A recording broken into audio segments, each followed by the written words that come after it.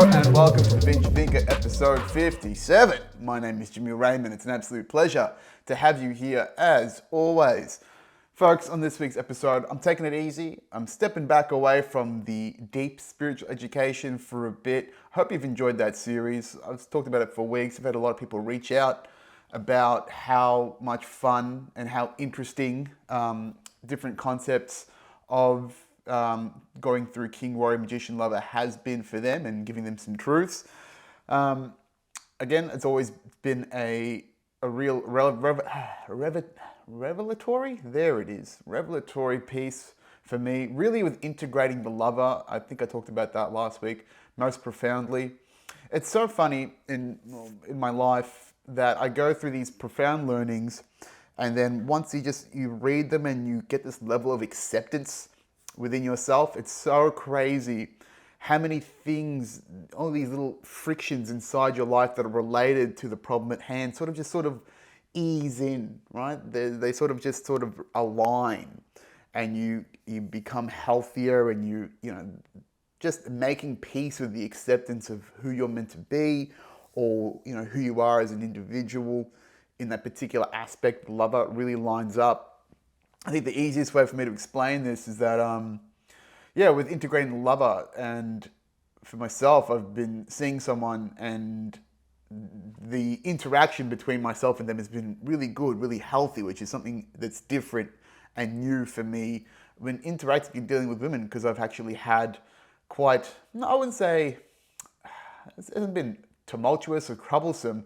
I guess there is that misalignment and this misunderstanding of how to connect and how to speak with women, how to interact with them, what women actually want out of men despite what society tells us, and things like that. But having these spiritual guides and sort of acting upon them, something we'll talk about later on, is the concept of polarity, and how sitting in your masculine core and as a masculine individual invites and creates safety for the feminine to become more feminine, and allows them to become a little bit more flowy, and they want to take your direction, and there is a degree of submission to it, and that can be, to the untrained ear or the untrained mind, hearing a woman being submissive can often sound like it's derogatory or it's degrading, but it's not. It's about what we talked about last week: women finding safety, and the feminine finding safety in the masculine, who are the strong, the protector, the savior. Well, not the savior, maybe. A little bit of the savior, because of the hero and the warrior archetype. But again, being that protector, being that knight, and for them to take the lead of the masculine, and follow their direction, their journey, where they're going. It's great. It's beautiful. So, that was a bit about the lover. With this podcast for the next little while, I have to sort of scale back what I'm doing here as far as the education piece around, spirituality and whatnot. It's been a lot of fun, but as we'll talk about later in this ep, I have to take more of a proactive approach in focusing my energies towards building the sales course, which I'll update you guys on about what's going on in just a second. But to keep the podcast going and to keep communicating with you guys, I need to be able to commit more time and more of my extra time, so to speak, on building this course, and being integral, having integrity with myself about what I'm trying to achieve here. I mean, I love doing the podcast. I love talking to everyone. I love connecting with each of you in the various ways. It's so rewarding, so much fun, but right now, I have to do what's important, what's my priority right now, and that is building this course, because as you'll find out from the rest of this ep, I've got some pretty hectic shit going on at the moment in life. So for me to manage that, I need to be able to allocate time effectively. And so everyone should. Please take an example of this. Take time, allocate the effective amount of time that I need to build that, and deprioritize other aspects of my life. Just as a bit of a look behind the curtain, writing those episodes takes about 1.5 to 2 hours. Shooting this takes about an hour, a couple of hours on a Monday night to edit the pod and schedule out for content on the socials. So as much as I love this pod, that's 6-7 hours out of my life every week that I need to allocate more effectively towards building this course. because right now I'm in full-on grind mode in every other aspect of my life. I barely see my friends. I barely leave the house at this point in time because I have to focus time and energy towards the work. And again, we'll talk about this more later on. But I guess I just wanted to be upfront with you guys about how the podcast changes along with my direction and my priorities in life. I mean, overall, this podcast is essentially a virtual diary, an education piece. It's just a little bit of me and a little bit of everything that's happening with me. So hopefully you do take away things from where I change the direction of the pod. I mean, I don't really have a consistent MO with this podcast anyway. I'm just sharing things with you that I love and I think are really valuable to individuals to learn. And again, with the shit that I'm going to be doing next and teaching next, it's not like sales and technology don't affect your lives every single fucking day. You guys are sold to on a daily basis. I mean, if you watch this on YouTube, you'll probably have this interrupted by ads, right? Trying to sell you shit. And technology, well, you couldn't access this without technology, right? So I think you'll get a really broader understanding of how the world works in marketing terms and technology terms. And yeah, I think you'll find it interesting. I can't find anyone that's gone, I'm not interested in this unless they're a fucking Luddite. And I don't want to hang out with those people. So, I'm sure I'll keep pretty much all of you on board because it's good shit. But yes, so what I'll be doing is giving you guys, over the next few weeks, an abridged version of the sales course for free for the loyal listeners and viewers of this podcast, because for a variety of reasons. A, it's a good way for me to merge what I'm doing in my priority, which is building up the sales course, and maintaining the podcast and maintaining connection with you good people on the other side of this. And then also, it's again, full honesty, it's a good way for me to potentially farm this out as content. One of the secrets of modern marketing, particularly in the creator economy, is to essentially give away your course for free in bite-sized chunks as content. And then what that does is you throw out all of your value into the internet. That's what the creator economy is about. It's about being a value creator, right? You put out educational pieces of content that you find valuable and people will appreciate. People receive that and they go, this guy's got authority. This guy knows what I'm talking about. He understands me. And then eventually that accumulation of goodwill and good value tips over an individual that might be interested in your course in your favor over time, right? We'll talk about value and value creation more in the sales course, but it's funny to just, talk about how that works in the modern economy, in this new digital economy that we all live in, compared to where we're at, and we still are, in the more traditional forms of sales and marketing and generating value.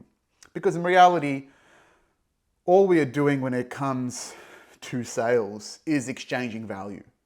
That's the absolute core of what we do in sales if you do it right and if you understand it. And the people that really understand the subconscious aspects of value and can master that are going to be the best salespeople far and beyond. When you understand why people want your things and what you can do to illustrate to that to them, take them from point A to point B and generate that value bridge between where they're currently at and where they want to be, you're going to make money all day, every single fucking day. Okay? So, yeah. If you're an individual that's interested in tech, maybe you'll end up buying the course afterwards or being part of the pre-sale, which would be cool. At the very least, you'll understand how systems work against you, how marketing works against you, how the machine, seeks to take from you as the consumer. I've got to be honest, today when I'm recording this Sunday, I've been filled with rage. I cannot deny that I've been quite seething is the best way to put that. Just seething with this newfound degree of rage, which is it's not newfound, it's always sitting there and it just sort of comes and goes in waves, right? And this rage, I guess, is just is a pent-up frustration of the way things are and how things, I believe, could be done better, right? And if I didn't have that pent-up rage and frustration about the world and how it exists and the frustration I see with the things happening around me, it wouldn't compel me to act, to create new things and to do something different. So, as a side note, it's a bit of a spiritual note for the men out there, or anyone that, men are more frequent to encounter rage. It's a very masculine thing. Learning to channel your rage effectively as an individual, as a dude, being able to master the most primal of your emotions and instincts, any degree of emotional mastery really, is going to work immensely in your favor as a man, because you can find plenty of things to get fucking angry about. And if you know how to channel that rage into pushing a weight harder or getting the fucking work done that you need to, you're going to be pretty lethal out there, right? We've talked about men needing direction, right? If you are able to pinpoint all of that energy, that frustration into a singular point, right? You can do some pretty amazing things with it, channeling that energy. Something that I'm reminded of when I think about rage is Ronnie Coleman. He's one of the greatest bodybuilders, if not the greatest bodybuilder of all time, next to Arnold. Right? So if Arnold was the new school, or so the old school of bodybuilding, Ronnie is the new school, or modern school of bodybuilding. 8-time champion of Mr. Olympia, one of the most aesthetic human beings you've ever seen. Look, he was an absolute muscular freak, don't get me wrong, but as far as his build and his proportion and his symmetry as a human being with all that muscle mass, inspirational, beautiful stuff, no homo. But when it came to Ronnie, and he was strong, right? He's a bodybuilder. He's moving weights all day, every day. That's what his body is there to do. And when you are deadlifting and benching 800 pounds, well, I don't think he was benching 800 pounds, but he was squatting 800 pounds, which is about 450 kilos, right? Almost half a ton. You cannot get to that point as an individual to move that amount of weight without channeling some fucking rage, without channeling something that is deep inside you, that is determined to overcome, that is determined to succeed, is at all costs willing to go that distance to achieve that. Right? You have to channel that rage. And that was something that Ronnie even said himself as a bodybuilder, was like, yeah, I am sitting there full of rage. And if you watch his bodybuilding clips, there's some classic clips of Ronnie Coleman on Instagram, on YouTube. You see a man that is screaming the house down. Someone that is absolutely digging into his primal core to take things where no one has ever taken them before. That's what it costs. It costs everything. It costs all of your energy. It costs the depths of you to get somewhere in life, to get somewhere extraordinary in life.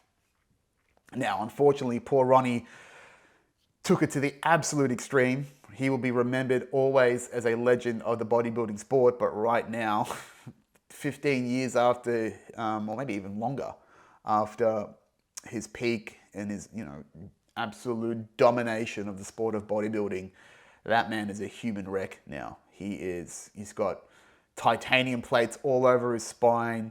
He's got all of his hip joints and his knee joints have been replaced. He can barely walk anymore. And, that is the price of the extreme, of getting yourself to the absolute pinnacle of your pursuit. Now, you got to respect him for going there, but you go, fuck that, man. You're like, let's have a little longevity in this game, right? It's not all about just absolutely peaking it and then fucking the rest of your life off. But yeah, just a little tidbit on rage that I didn't think I'd be talking about today, but fuck it. I'm trying to be loose with this podcast, this episode, be a little bit more personable, a little bit more one-on-one, just because I've spent too much time being in teacher mode over the last few weeks. And this is what I got to do. Like, I just want to fucking talk to you guys, I just want to talk a little bit of shit, be real about where I am and what I'm doing, because yeah, we're all just fucking people, and I'm just one that's dumb slash smart enough to put what I'm thinking out there on the internet for you good people. So, what else is going on? Had a few updates for you guys. Here's the fun stuff. Here's the fun life update. So I've talked a little bit on this pod about hormones, health systems, talked about supplementation whilst I was in Belgium a few weeks ago. Gave you guys the 101 on supplementation, the supplements I take to raise my testosterone. I've come from a deficit. Excuse me, sorry, bit of reflux there. Delicious. Yeah, talking to you guys about testosterone, optimizing your hormones, something I've been banging on about for a little bit now. As a bit of a history lesson, I've actually had low testosterone in the past, or in the recent past. Previous to that, I had experimented with testosterone or / abused it in my mid-20s, much to my detriment. I'm pretty sure that's the reason why I have had low testosterone nowadays. And through Nikita's coaching and this transformation, I've been trying to optimize and improve my testosterone over the last 3 years. Probably more in the last 18 months, if I was to be honest about, because I didn't really get it tested until probably about just over 12 months ago now, I think. So since then, I've been focusing on building my testosterone up, supplementation, diet, sleep. And a couple of weeks ago, 2 weeks ago, I actually got my bloods tested. And I'm very happy to tell you guys that my testosterone is off the fucking charts. So what do I mean by that? So I got my bloods tested. So it's something I do every 3 to 6 months just to keep an eye on biomarkers, bioindicators. If you are a passionate biohacker like myself, getting your bloods tested, understanding the metrics behind your biology is extremely important. It's a lot of the cause of why we feel the way or act the way we do rather is determined by our bodies. So the more data you can collect in yourself, the better. You can't improve what you can't measure. So get my bloods test done, and so here's the key numbers. So the normal healthy range for a male for testosterone, according to this report, is somewhere between 9.2 to 31.8 nanoliters, I think it is, per liter, NMOL. I probably should have looked that up beforehand, but it doesn't matter because none of us are science geeks. So the range is 9.2 to 31.8. My overall testosterone is at 39, right? That is 7 points above the high healthy range, in their eyes healthy, of testosterone. And for bioavailable testosterone, the range is between 2.5 and 12 nanoliters, or whatever it's called. So between 2.5 and 12, my bioavailable testosterone is currently 15.5. So I am almost at 130% over what's considered the normal and healthy range for men in my age range for testosterone. So my test, boys and girls, is off the fucking charts, which is pretty damn cool. Now, part of you, the meathead in me, goes, fuck yeah, gorilla mode going on, let's fucking do it, baby. And then part of you might be concerned, like, is that a bad thing to have too much testosterone compared to, what's considered healthy? Well, there's a couple of factors here, right? Factor number one is that, honestly, the overall measurement of testosterone in men has been declining over the last few years. So even to a point where they start to change the parameters of what is considered healthy in a male, and that has been decreasing over time. So for example, when we're looking at this 9.2 to 31.8 for the high and low end of healthy testosterone production, that actually has come down a couple of points compared to previous tests that I have done in the past. So that maximum range of 31.8 was actually higher in previous tests. So, I'm not a scientist. I don't know if it's entirely true, but something we can tell you is that Yeah, because the national average for standard for testosterone in men is decreasing, people who are actually maintaining healthy and high testosterone are going to look like outliers in these systemized understandings of what testosterone is. And because I'm actually someone that's actively engaging in improving my testosterone and my hormonal health, that puts me in a significantly outliered category. Because if you asked 1 in 100 men if they were doing anything to optimize their testosterone levels, you would get pretty much no one. Right? I am probably not in the 1%, I'm probably in the 0.01% of men that is actually doing something about their health and their hormones. And I'm talking about the general population. If you are someone that is also following Nikita's coaching, or is someone that's interested in their health and fitness, maybe you're looking at this stuff, but because this is particularly nerdy shit about self-optimization, you're probably not. And you probably wouldn't even know where your hormones are currently sitting, right? More broadly, I think I talked about this in the episode where we talked about testosterone production and supplements when I was in Belgium. This lack of visibility upon our own biomarkers and our bioinformation, again, politically, is why I think there might be, questions around gender questioning individuals, particularly when they're young in life, because they are this swill of hormones of estrogen and testosterone that hasn't been fully formulated yet. And, a lot of the things that I've had to do is break away from the system and the systemic introduction of, things like soy and seed oils and plastics into our food and eating a high protein diet. Minimizing a lot of the modern comforts that we've got in society today to maintain an optimized personal experience, right? And an optimized personal body. So, is it high? Yes. Unfortunately, it's based on the way general society is going. I'm going to look like more of an outlier just for actually putting some effort into myself compared to the everyday of what medicine tells us is healthy. I mean, this is the same health system that has the food pyramid that has bread and carbohydrates as, the bottom of the food pyramid is one of the bases, higher than fruit, higher than meat, higher than other unprocessed whole foods. So can you really can you really believe the modern day health system with being optimized for your nutrition, your capabilities as an individual? No, that's my answer. So yeah, testosterone is high. Point number 2 I was going to make around that is, I've got Nikita, diet coach. I give him my numbers. I don't just check this shit myself because I don't know what most of it means. I have a basic idea of what it means. I give it to him. I go, hey man, here's my bloods. What are we looking like? Is it looking good? I mean, it looks fucking nice to me.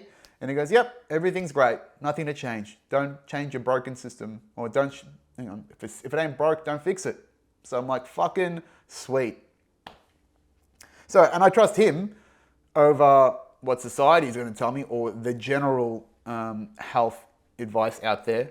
That's why I listen. That's why I pay for him, right? He got me into this fantastic shape to begin with. Why wouldn't I believe him when it comes to hormonal health? So that's where I'm at. Is my testosterone is maxing. I'm feeling good. It's off the charts and I feel it. One of the questions that a lot of people sort of have asked me in the past, excuse me, bit thirsty, is that, what does it feel like to be on testosterone? And the feeling of being on testosterone and having high test is you do feel manly as fuck. I remember when I was on testosterone, like the injected stuff years ago, you do feel like a fucking hard ass on it. You feel strong, you feel assertive, you feel powerful, right? You feel aligned, you feel like you've got that core of being. And that's why men that have high testosterone, these self-called meatheads, that's what we're just naturally inclined to do when we've got high testosterone in our bodies. We want to work hard, we want to fight, we want to fuck, we want to protect. Everything that you understand about the stereotypical male is what our hormones compel us to do. So I can't remember exactly how it felt like years ago about being on test, but right now I can tell you guys, particularly now that I know that my testosterone is through the roof, is that, yeah, I feel strong, I feel driven, I feel, aligned, I feel manly as fuck.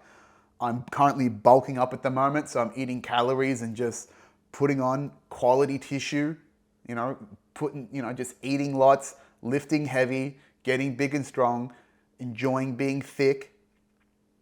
It's a good feeling, man. Like, I don't really worry as much about, oh, I have to be super lean and, not to be a big boy anymore and, get that little fatty out of my head to be like, it's fucking thick man time, right? Arms are fucking pumping. I still got veins. I'm lifting heavy shit again. And there is this degree of you just walking around like a fucking silverback gorilla, chest out, feeling good, being like, what cunt? To everything and everyone around you. And there is this degree of, this assertiveness, there is a degree of enhanced stoicism. And I don't mean by the philosophy, but I mean as the stoic individual. I mean, stoic is it a noun or a verb? Am I being stoic? Verb is a doing word, yeah. When you are a stoic individual without the philosophy involved, that is someone that is unperturbed by the minor. You don't feel, the small things don't affect you as much. They just bounce off you. You are not emotionless, but you're like unaffected by a lot of more things. And I certainly feel that, right now, particularly when I am under the pump and, quite under the grind a little bit at the moment. I've got a lot of things happening in my life day and night. During the day, there's building the sales course, still maintaining a full-time job in technology sales whilst working first thing in the morning and at night to build the course. I've still got to run a comedy show every fortnight and make sure that sells out every fortnight. I've got to edit, write a podcast and put out content every week. I've got family matters to maintain at the moment, which is fucking a pain in the ass. There's all the administration that goes into running a business every single day because it's just me at this point, as well as administering this second business of running a comedy show. So that's my everyday, along with training, along with, keeping my body and my mind right, along with still mentoring and developing people and having time for a good social life or to feel socially fulfilled, leaving some time to integrate with the feminine and having someone to connect with physically, sexually. That's a lot. That's a lot to have. And all of that happens in 1 week for me, right? And I'm currently going through all of that. Is it challenging? Yes. But I can absolutely say, thanks to the testosterone, thanks for really feeling like a fucking man, I feel like I can take all of that on, right? And I'm not saying it's easy and I'm just breezing through it. Absolutely not. Yesterday, I had to basically just do fucking nothing and had a full decompressed day because my weeks are getting really fucking hectic. But it's that understanding that, things are tough, but you're built to survive this. You as a human being are built to overcome and to work and succeed. So having that inner locus, that centering that comes from just knowing that your masculine core is, supercharged right now, that gives you a degree of confidence and a degree of self-assuredness, right? And there's also other elements of like the mental health and all the other work that I've done, but I certainly do think that just walking around with a bit of a tough guy attitude at the moment, you're channeling that rage, channeling that masculine energy that, compels us to build and attack and grow and, just self-improve and carve away at yourself. It helps. It really fucking helps. So what I might do is I'll just let you guys know. Again, I'm not trying to hide anything here. This is about me being as open and honest as possible. Let me give you the recipe to some potent testosterone growth. And I gave you some of the recipe in the last step, but let's just go through it again, right? So Back in the episode where I was in Brussels, I gave you guys the recipe of my supplementation, my night stack. So my night stack is currently 100 milligrams of zinc, about 400 to 450 milligrams of magnesium citrate, and anywhere between 5 to 10 mil of cod liver oil every single night. And the reason why for that is cod liver oil is high in vitamin D, A, and K.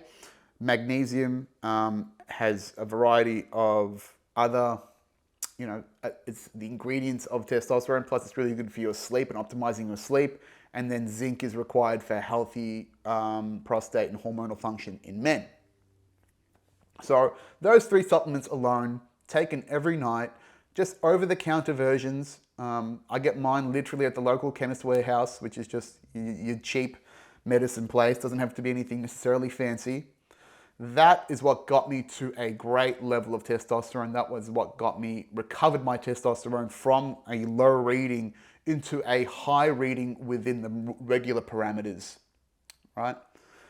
What took me over the edge and I think supercharged my testosterone past the parameters is including Dr. Andrew Huberman's testosterone stack, which is 400 milligrams of, it's 400 milligrams a day of Tonkat Ali and 600 milligrams a day of Fedoja agrestis. So if you look up Dr. Andrew Huberman's podcast, you look up Dr. Andrew Huberman testosterone, it'll come up, right? This ain't some secret sauce that's hiding in some corner of the internet. You just got to Google it and it's right there. That's the beauty of Dr. Andrew Huberman's stuff, is that he's giving you all the facts, all the information. There it is. Try it out for yourself. And I remember when I first saw that about 6+ months ago, when I was trying to optimize my testosterone because I was coming off a low base. And then I just saw him in a podcast and I was like, did this motherfucker just give away the recipe for free high testosterone? Because people pay for this shit all day, every day through TRT and steroid abuse and things like that. And I sat with me for months. I was like, man, why didn't I just go out and fucking do that? Because I just wanted to increase my testosterone. I spoke to Nikita about it, my diet coach, and he's like, just follow this for now. And I was like, all right, cool, whatever. I did that. And again, like you said, his stuff worked. It got me up to a certain level. It got me to the high range, and I was happy with that. But then because it just kept eating away at me, I was like, well, why don't I just see what happens? What happens if I was to stack this on top? Because Huberman was talking about how he gives it to athletes that are trying to increase their performance without breaking, is it WADA?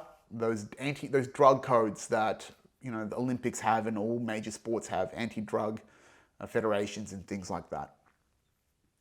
So this is a way to do it naturally through plant extracts. These aren't biochemicals or anything synthetic.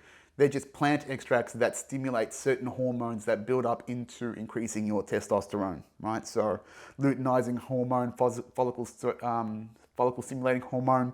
These are all the sub-elements of testosterone that I don't fucking know about. I just know, put these together and you get high test. So I did that. Took, again, what I talked about, 400 milligrams to 600 milligrams of that per day. It's just one capsule in the mornings of each, thanks to the brands that I've got. One is Solopreneur for Tonkat Ali, and then there is another one for Fedoja agrestis, Barlow's Herbal Elixirs. There it is. So again, you could Google it, right? This ain't fucking magical hidden shit. Google it, you'll find it, do it yourself. But what I would recommend, folks, is that I always say that supplementation is only the top 10% of who you are as an individual when it comes to optimizing your health. The 3 key pillars: diet, sleep, exercise, right? I'm making sure that my sleep hygiene is better than it's ever been. My diet has been optimized, we talked about. Exercising every day, stimulating your body, heavy weights, hectic attitude, strong attitude. You have to be aggressive. You have to channel your inner man to mentally stimulate yourself to produce testosterone. You have to fucking channel some of that rage and some of that anger when you lift. So you really work those muscles, because when you work your muscles, you generate testosterone out of your body. That's what happens, right? So yeah, you've got to get those bases right. And then some supplementation is going to help, but to really take it to that next level, you've got to have that solid base first, then chuck the supplements on top. So there it is for the loyal listeners, the secret sauce to getting your testosterone through the fucking roof. I'm going to keep staying with this system every day. Maybe in the next blood test update, probably about 3 to 6 months away, I'll see where we're at, right? Because if I'm bulking, right, and I'm aggressively putting on, not aggressively, but deliberately putting on calories and building tissue and building hormones on purpose, maybe this 39 will end up being a 45 or something. Maybe I'm getting into, some unnatural, somewhere between half natty and real natty testosterone levels. That'd be pretty fun. So yeah, juice naturally for free, folks. Happy. It's such a weird thing to be doing. Talked about on the podcast episode in Amsterdam. I was like, it's just funny to think about how much I was, sorry, I just said the lights come on in here. Yeah, 6 years ago, lamenting about the ways that I wasn't a man, I wasn't manly enough, so I'll take testosterone and juice myself up, and it really fucked me over. To now being here, 6, 7 years later, probably in better mental and physical health than I have been. My testosterone is naturally through the roof. I'm feeling just as strong and as confident as I was when I was synthetically enhanced back then. And it can be done naturally. It can be done with minimal effort and minimal risk to the body. It's a good place to be, man. It's just a nice way for those karmic circles in life to close off. But I will say though, I probably should spend another episode talking about hormones and whatnot later on. If you're in your mid-40s and your testosterone is naturally dropping, I think you should go and get TRT. I certainly will be in my mid to late 40s when my natural testosterone is dropping off. Like, it can be very well controlled. A lot of hormone replacement therapy for men is based around replenishing your testosterone. Even for women, a lot of HRT, a lot of hormone replacement therapy is based around replacing testosterone in women to give them their sex drive back and to give them that re-optimization of their hormone balance between estrogen and testosterone. Like I talked about last week in the previous ep, men need a small amount of estrogen in their bodies to keep them in balance, and women need a small amount of testosterone in their bodies to keep them in balance. And something that I learned from another doctor, Dr. Drew, one of my favorite podcasts, Dr. Drew After Dark, shout out to them, is that, HRT in women is actually, for a lot of them, to replace their sex drive and their libidos is to increase their natural testosterone levels, not increase their estrogen. Fun little fact. Again, this is me just being a little biohacking nerd, as I am, a nerd in many things. But yeah, if you guys are in your mid to late 40s, go see a doctor about TRT. I would highly recommend it. I'm telling my dad to jump on it now, and he's in his early 60s. Better late than never, because it'll give you this vigor and this juice back, right? Imagine, a lot of people say, I remember Alex Hormozy said this. If you know Alex Hormozy, he's this guy that's blown up on TikTok and Instagram and on the socials as being, an entrepreneur, and he gives advice, and he's this jacked dude. And he's like, I'm 40 and I'm a millionaire, but I would give it all the way to be 31 again, right? Because, he thinks he could have done life better, and he wish he had the energy and the vigor of who he was even 10 years ago. And if you are lacking that vigor in your life now, and you're in those mid to late 40s, hate to break it to you folks, but you're slowly dying, right? So you may as well perk it up a little bit with some nice TRT, get some pep back in your step, get that fucking dick going again, right? Rock hard, baby. That's another great side effect of this stuff. Mate, I could break bars with this thing at this point. But it's true. Get on the juice, mate, right? Get on the juice. People in Hollywood are doing it. Comedians are getting on TRT. Tom Segura, Bert Kreischer, right? Rogan's on TRT. It can be done healthily under a controlled environment, and potentially it could be done under Medicare. I'm not too sure. Find out for me. Report back. Anyway, that was a lot of talk about getting on the juice and, having good, strong tests in general, but fuck it. That's what happens when you listen to a podcast that A dude is obsessed with getting the most out of his manly self. So fucking...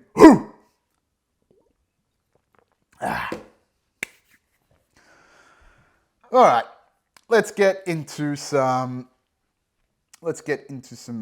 entrepreneurial stuff, the solo entrepreneurial journey.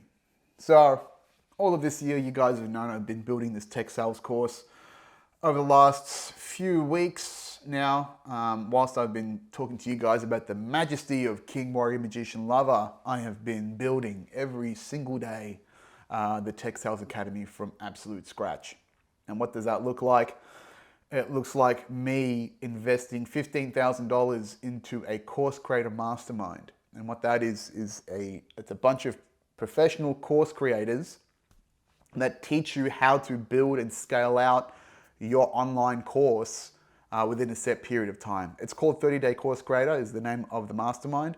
Great guys, Anthony and Paul, based in the US. Great dudes, very useful course.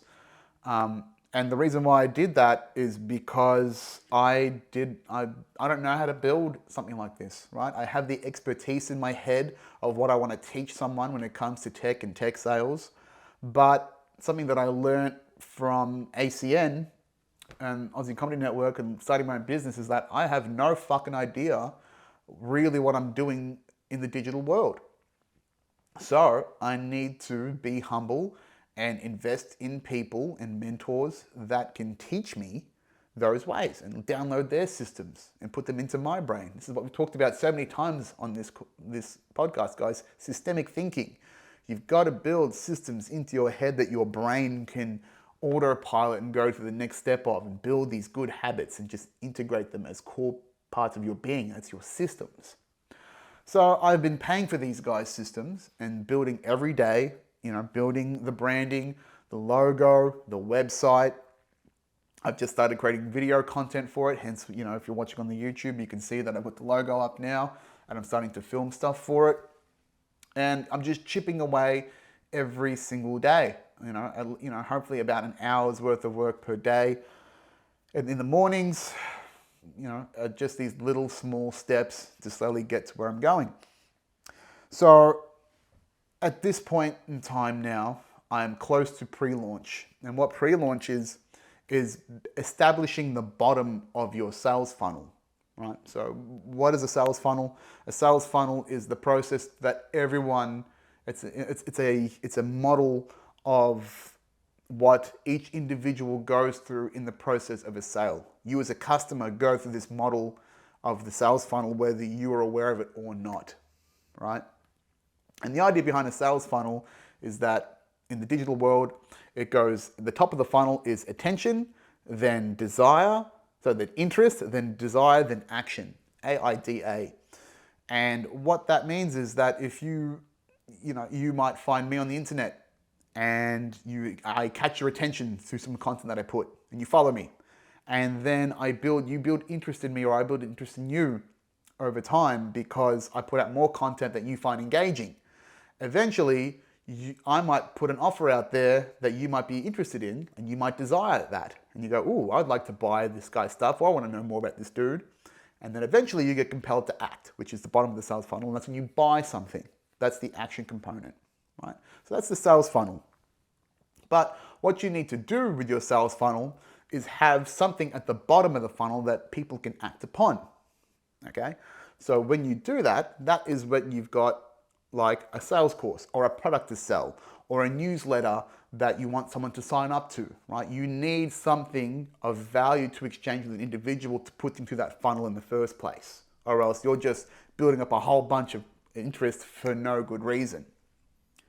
So that's the journey of the value creator and the creator economy nowadays, is to put people through that digital sales funnel of intention, interest, desire, and action, and have something at the bottom to capture it. Now with the comedy days, or still is happening now, that sales funnel would lead to someone's podcast or tickets to their show, right? And then and for me now, it is the course, right? So the idea is to almost like a catch pan this is a strange reference, but this is what's in my head, is think about when you're changing the oil in a car, which is admittedly something that I've never fucking done, so I'm a hypocrite, but this is what is in my head. So you're changing the oil in the car and you have to put the pan at the bottom of the engine bay so the oil drips out and catches in the pan. That is what I'm building now, is the pan, the bottom of the funnel. And then once that funnel is built, and the bottom of the funnel is built, I actually build the website and the structure of my ads to start creating the funnel above the bottom of the funnel. The bottom of the funnel is my product, the sales course. The actual funnel itself is the process of people finding and getting ads from me or finding my content. That's the top of the funnel. And they follow me or they just, get engaged. Then they go into the interest section. Maybe they see the video, the free content that I put out that creates a little bit more depth in the brand and gives them a little more value about what I'm doing. Eventually that hopefully, if I have hit their needs enough, they desire my product. And then eventually that desire builds, again, that funnel, that extra content that's generating attention and interest that builds that desire, eventually converts them into action where they buy my course, right? So that is how a sales funnel works in this space. So the idea behind this, something that I learned from these course creator guys, fantastic insights, is to build the product first to a degree. You build a minimum viable product or just enough of it to understand what you're putting out to market. That's the bottom of the funnel. And then they give you the wireframe of a website, a sales page, a landing page that you customize with your own content, but they have done the majority of the boring back-end work like website design and that sort of stuff. You can customize it, but they've really built these amazing templates on Kajabi, which is the teaching platform or the platform that the course is on. So once that's all wired up and put together, then what I would do is once that funnel is done and the product, the MVP, or these people have bought the pre-sale of the course, it's not made yet, I'm going to make that later. Then I start pushing a shitload of content into the top of the funnel through ads, through content marketing, through social media, through referrals. This is when the marketer in me has to come out and I have to get the word out there as broadly as possible to push people into the funnel and then get that process going, right? And then they're just like you might see sometimes, like those games where you put like a ring at the top and it sort of bounces through, or you put like coins at the top of something and it bounces through, like pot, goes left and right and sort of just bounces on these sticks and then eventually lands in the bottom. That's what I start doing, is that I start pushing people into the top of the funnel. People will fall out, it might not be for them, or they eventually get interested in what I do, desire my stuff, and then eventually buy the course. So right now, I am building the bottom part, right? The pre-sale. I have most of that done. I want to get this all sorted out, all the pre-sale stuff, by the end of July, start of August. And the reason why I want to put it there is because that's perfectly in line when my financial year at work ends and I can start, focusing more holistically on the sales course and developing that. Right now, the majority of my attention and my effort has to go into my day job at Cisco because I need to leverage my capabilities inside Cisco to build the sales course, right? And why? Let me explain, okay? So as a bit of a side note, you guys may remember I went to Amsterdam a few months ago now, for 3 or 4 months ago now, as part of an initiative from Cisco called Perfect 10, where I won one of their Global Top Sales Prizes awards, which netted me an all-expense paid trip to another Cisco organization area. So I got to do a shadow week and go to a different Cisco location, spend a week there, get to know the team, get to know the business, understand what's working, what's not working in different geographical locations in the same part of my business, right? So I won that trip back in Amsterdam, and I won that trip back in December for Q1, and I went to Amsterdam in March, and now I've won that award again.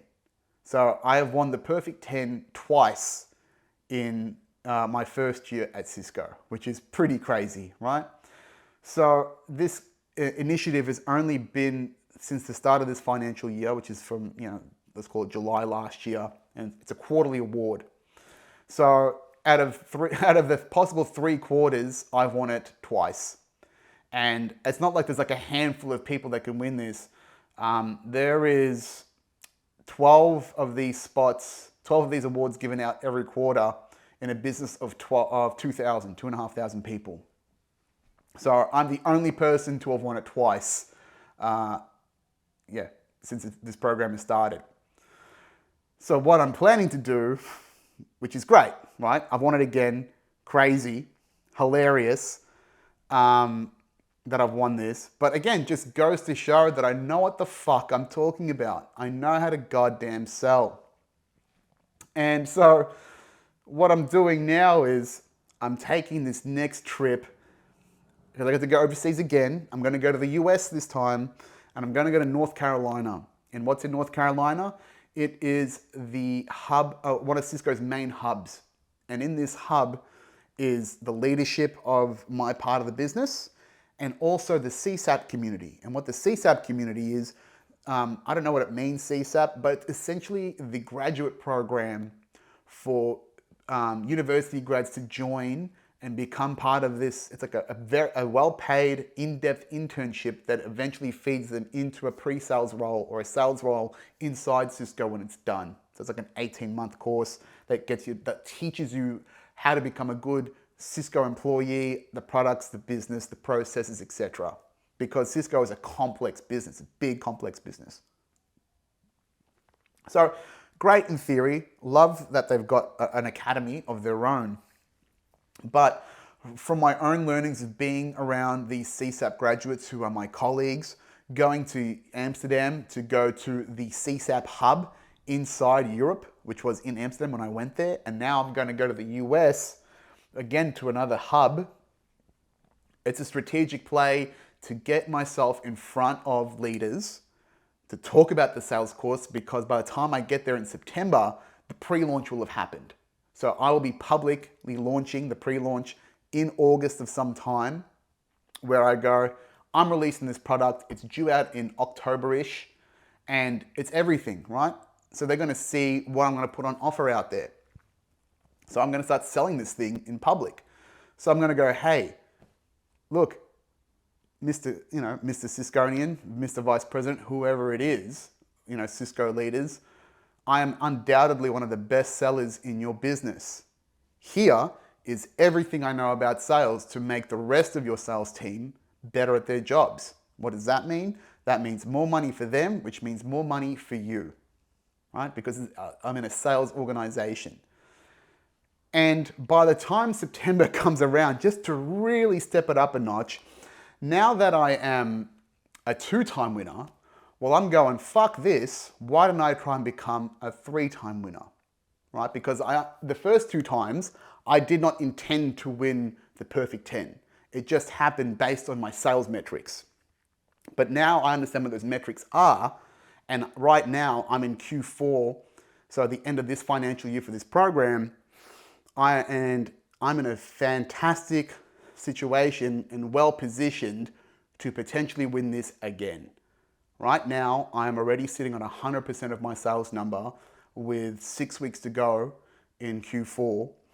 And what that meant, the Q4 is always heavy on sales, right? Because the business wants to do deals, they'll do discounts, customers want to buy shit for the next financial year, and they know to speak to Cisco then to leverage that. So right now, I have the potential to make 200 to 300% on my sales number in the next 6 weeks.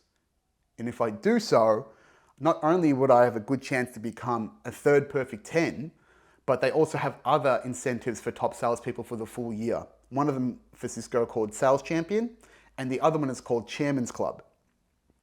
And in the Sales Champion, that is given to the top 9% of sellers in the business across the entire organization, not just the virtual team that I am in now.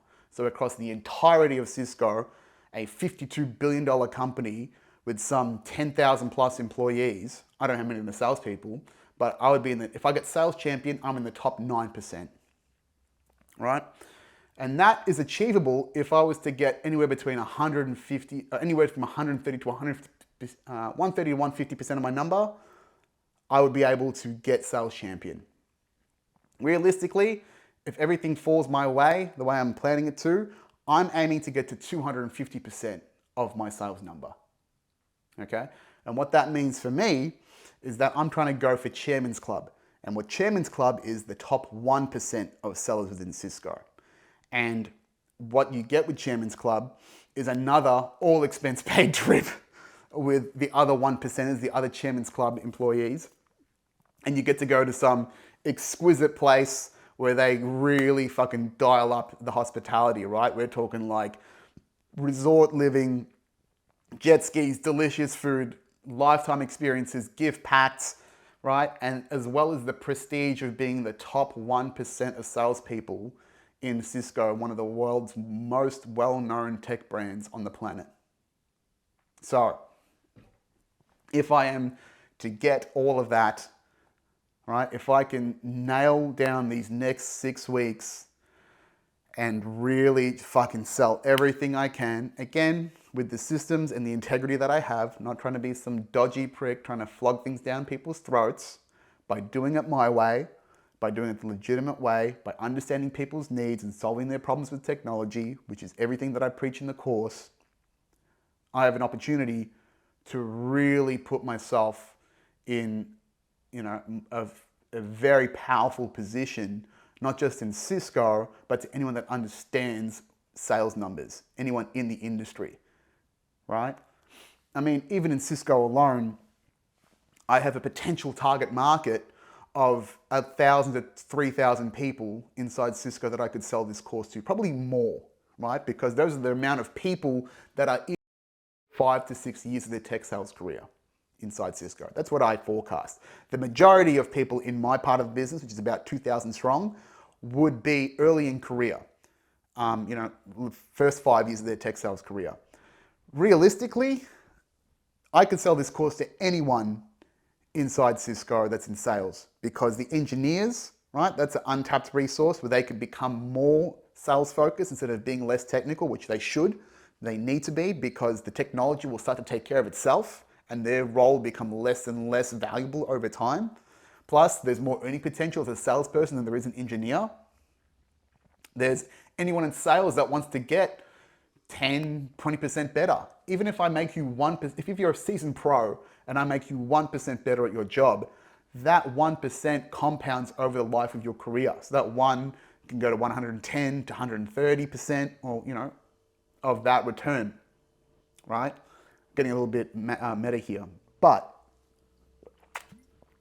essentially, that 1%, if that's 1% better and you're already performing better and you're already getting extra kickers because you're on 130% and I put you to 131% and you're a seasoned pro, that 1% could be $10,000, $15,000, probably more, depending on where you are and how big your income is. So the ROI on a $1,000 sales course becomes a no fucking brainer, right? And that's what's so potent about this course and why I believe in it so much, because I'm teaching you a skill to make you more money. I'm teaching you something that you pay me $1,000, I'm teaching you how to make $300,000, okay? That's the potential of what this is. And that's why I just keep digging into it, because it's a no-brainer financially. Anyway, I am getting passionate here. But by the time, the goal is, by the time I get to September and I go on this second trip where I'm in front of the leadership and in front of this emerging community, which is my target market for this course, and I go, hey, I'm a 3-time winner of the best award you can get in your part of the business. I'm also a Chairman Club winner, which is the top 1% of this business, the absolute pinnacle of performance in this business. Here is a sales course with everything I know about sales to make you good at what you do. I've lived your frustrations. I've been through your pain, because I'm no one special. I don't have a technological background. I have a marketing degree. I'm not technologically proficient. Here is everything I know to make you better. Here's everything I wish I knew when I started out. That is a fucking no-brainer to anyone. And I'm sure it's a no-brainer to you listening to this right now. And you're probably going, I'd probably buy this. This guy sounds convincing as fuck. You know why? Because I'm not trying to sell it to you. It's just fucking common sense. And that's what I'm best at. Common sense. That's what makes me great as a salesperson, is I just make what I'm trying to put in front of you common sense to solve your problem, because that's where I'm operating from every single day. Again, I am not a salesperson. I am a person that loves to help people by solving their problems with technology. That is me, right? And that technology doesn't have to be megabytes and hard drives and all this sort of shit. Technology is the tools that I've just talked about before, about the hormone stuff, right? Your supplementation, your diet, your exercise, everything that I've talked about in this podcast is technology. Why? Because technology is anything that enhances efficiency in the outcome towards what you're trying to get. And that broader understanding of who I am is what enables me to do so many things and attack and solve a problem from so many different perspectives, whether it be personal, physical, mental, psychological, spiritual, business. It's how can I help you apply the tools that are available, because I understand them deeper than you do, to solve your problem. And by leveraging that and understanding that's one of the best things that I can do, one of my natural talents, that's how I build these things out.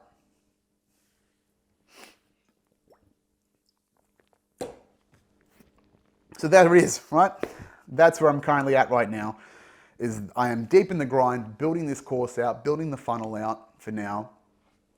Once that's done, once I've built that structure up, and I just start farming content into the top of the funnel from August onwards, that's what I'm doing, right? I've got to temper and change, attenuate what I'm doing here with the, my balances between Cisco and Tech Sales Academy.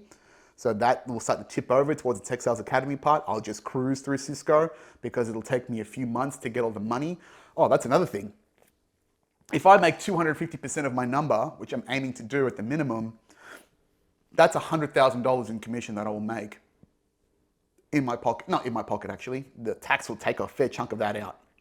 Okay, let's do the numbers. It's $100,000 worth of commissions that I've made pre-tax. Post-tax, realistically, I'm looking at about $60,000 in my pocket, probably. Which is not something to sniff at, right? Don't get me wrong. But when you think 40 grand is going to tax, and I'm going, what the fuck is that money being spent on? That's what makes you a conservative. That's what makes you a liberal, right? A big L liberal, not a small one. Because you're like, what the fuck is the government doing with my 40 grand, right? Anyway, 60 grand, that's everything I need to build the business. And what I'm doing now is just building a nest egg, accumulating all my money, right, to eventually break free from Cisco. Not to say break free sounds harsh, but just to quit Cisco so I can focus on this full time and then build this course out and build the business out. And then the prestige of winning those awards, again, is just potent content fodder. It is authority, it is brand leverage, and that's extremely important, right? Is having quality brand leverage. We'll talk about brand and leverage in the sales course, but it's a very potent part of understanding what makes you valuable as a salesperson, is understanding brand leverage, what that does for your negotiation ability and the perspective on that. There's a lot to it. There's an absolute lot to it. But yeah, the sales awards are the prestige. The sales commission is the cushion and the nest egg to develop the course, put ads out, develop content, be aggressive with my growth strategy because I have the resources and the money to do it. Maybe hire someone. I definitely could use a second pair of hands once I get this out there. That's the grind, right? The next 6 weeks is me selling my ass off, building this course, getting it to pre-launch stage, having it ready in August. I will do a pre-launch probably mid-August, maybe a little bit later, I'm not too sure, because one of my main concerns is that from the end of August until the end of September, it's seeming like now, I'm going to be overseas for work and for play.